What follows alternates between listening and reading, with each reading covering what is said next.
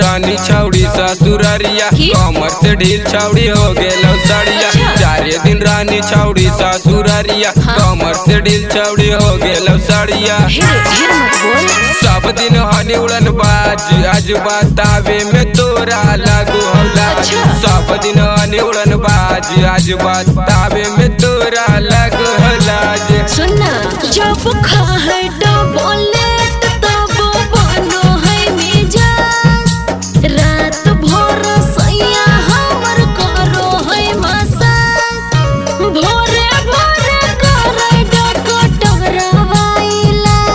जब खाए बोले तब बनो है मिजाज, भोरे भोरे करे डकटरवाइला। भाई रे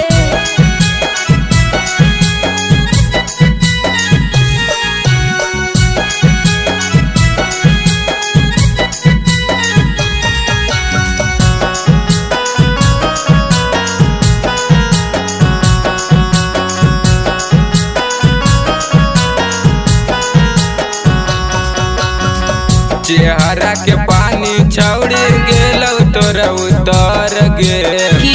बियावा लगू करो न एको दिन सबर गे।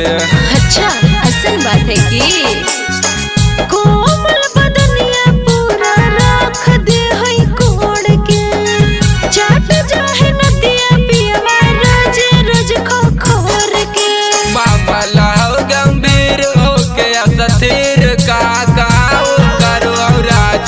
मामला हो गंभीर हो के असथिर का करो राज। जब खाए बोले तब बनो है मिजाज, रात भर सैया हमर करो है मसाज, भोरे भोरे करे डकटरवाइला। जब खाए बोले तब बनो है मिजाज, भोरे भोरे करे डकटरवाइला। भाई रे